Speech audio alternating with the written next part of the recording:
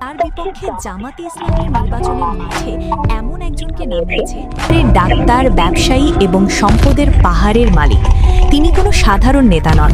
গুলশান বনানীর মতো ভিআইপি এলাকায় বিএনপির ভারপ্রাপ্ত চেয়ারম্যান তারেক রহমানকে সরাসরি চ্যালেঞ্জ জানাতে সক্ষম তিনি চ্যালেঞ্জ করে বলেছেন, রাষ্ট্রে আমার অবদানের 50%ও নেই তারেক রহমানের। ঢাকা 17 আসনে জামাতে ইসলামী যে প্রার্থীকে বেছে নিয়েছে তার গাড়ির দামই 13 কোটি টাকা, যার বছরে আয় শুধুমাত্র ব্যবসা থেকে 3.5 কোটি টাকার উপরে। কে এই ডক্টর এস.এম. খালিদুজ্জামান? কেন তাকেই তারেক রহমানের বিরুদ্ধে ট্রাম্প কার্ড হিসেবে ব্যবহার করা হচ্ছে? চলুন একটু এই রহস্যের জট উন্মোচন করে আসি। গঠিত হয়েছে গুলশান, বনানী, বাড়িধারা এবং ক্যান্টনমেন্ট এলাকা নিয়ে, অর্থাৎ এটি দেশের মানুষদের এলাকা। এখানে চলে লেজার সুটের রাজনীতি।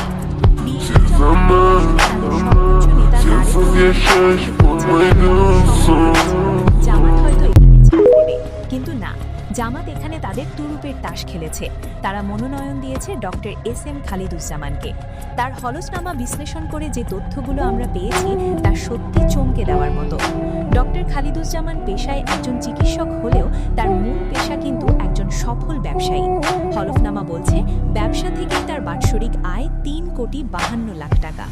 একজন রাজনীতিবিদের বছরে 3.5 কোটি টাকা আয়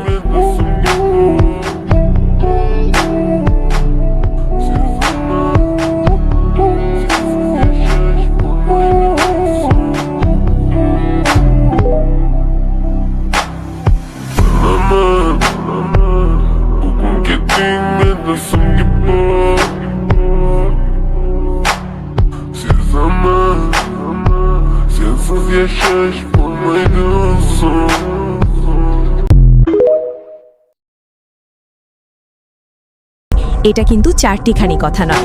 এর বাইরে শেয়ার বাজার, সঞ্চয়পত্র এবং ব্যাংক আমানত থেকে তিনি বছরে প্রায় 12 লাখ টাকা আয় করে থাকেন বলে অনেক তথ্যসূত্র থেকে জানা গেছে।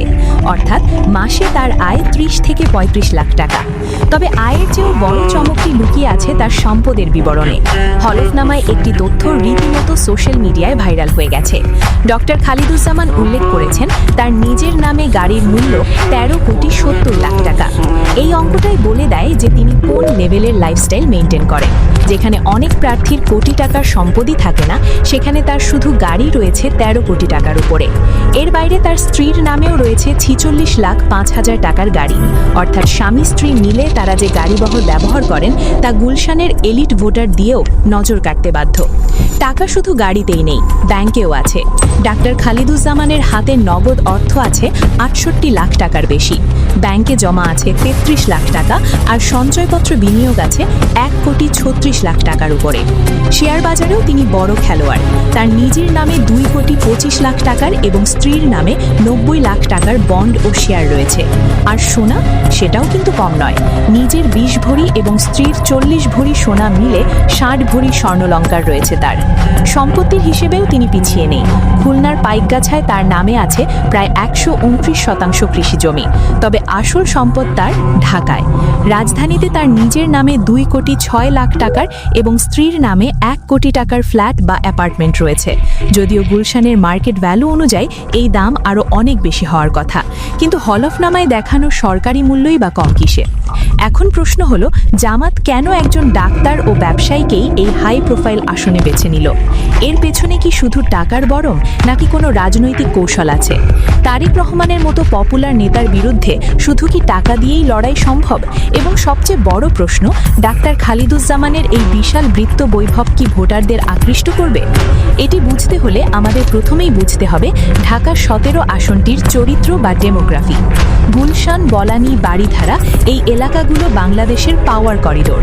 এখানে যারা ভোটার তারা সাধারণ খেটে খাওয়া মানুষ নন। এখানে থাকেন দেশের শীর্ষ ব্যবসায়ীরা, কূটনৈতিক, আমলা এবং এলিট সোসাইটির প্রতিনিধিরা। এই শ্রেণীর ভোটারদের কাছে পৌঁছতে হলে এমন একজন প্রার্থীর প্রয়োজন যার সামাজিক মর্যাদা এবং আর্থিক সক্ষমতা তাদের লেভেলের সাথে ম্যাচ করে। জামাত খুব স্মার্টলি এই জায়গাটাকে টার্গেট করেছে। তারা ডাক্তার এস.এম. খালিদুজ্জামানকে বেছে নিয়েছেন কারণ তিনি একাধারে একজন চিকিৎসক এবং সফল ব্যবসায়ী। তার এই প্রফেশনাল আইডেন্টিটি গুলশানের ভোটারদের কাছে তাকে রিলেটেবল বা গ্রহণযোগ্য করে তুলতে পারে। জামাত প্রমাণ করতে চাইছে তাদের দলে শুধু মাদ্রাসার ছাত্র বা সাধারণ কর্মী নেই, বরং তাদের দলে এমন লোকও আছে যারা কর্পোরেট দুনিয়ার এলিট। এবার আসুন কথা বলা যাক জামাতের প্রতিদ্বন্দ্বী প্রার্থী তারেক রহমানকে নিয়ে, যিনি কিনা দলের একজন প্রধান নেতা। তারেক রহমান বাংলাদেশের রাজনীতির বর্তমান সময়ের সবচেয়ে আলোচিত এবং প্রভাবশালী নাম। তারেক রহমানের লড়াইটা টাকার অঙ্গে মাপা যাবে না। তার সাথে আছে বিএনপির বিশাল ভোট ব্যাংক, শহীদ জিয়ার লিগেসি এবং 16 বছর আন্দোলন সংগ্রামের ইমেজ। গুলশানের সাধারণ মানুষ হয়তো টাকা দেখে ভোট দিবে না, তারা জোট দেখে জাতীয় রাজনীতির সমীকরণ মেলাবে। কিন্তু জামাত এখানে একটি স্ট্র্যাটেজিক গেম খেলছে। তারেক রহমানের বিরুদ্ধে এমন শক্তিশালী প্রার্থী দিয়ে তারা বিএনপিকে একটা প্রচ্ছন্ন বার্তা দিতে চাইছে। বার্তাটি হলো জামাত এখন আর আগের মতো দুর্বল নেই, তারা বিএনপির শীর্ষ নেতাদের আসনেও চ্যালেঞ্জ জানাতে সক্ষম। এটি আসলে ভোটের লড়াইয়ের চেয়েও বেশি শক্তি প্রদর্শনী। বিশ্লেষকরা বলছেন ডক্টর খালিদুজ্জামান শুধু জয়ের জন্য লড়ছেন না, তিনি লড়ছেন জামাতের ব্র্যান্ডিং পরিবর্তনের জন্য। তার এই বিশাল সম্পদের হলফনামা প্রকাশ করার মাধ্যমে জামাত জানান দিল যে অর্থনৈতিকভাবে তারা এখন দেশের যে কোনো বড় দলের সাথেই টিক্কা দেওয়ার সক্ষমতা রাখে। প্রিয় দর্শক, গুলশানের ভোটযুদ্ধ এবার এক ত্রিমাত্রিক রূপ নিতে যাচ্ছে।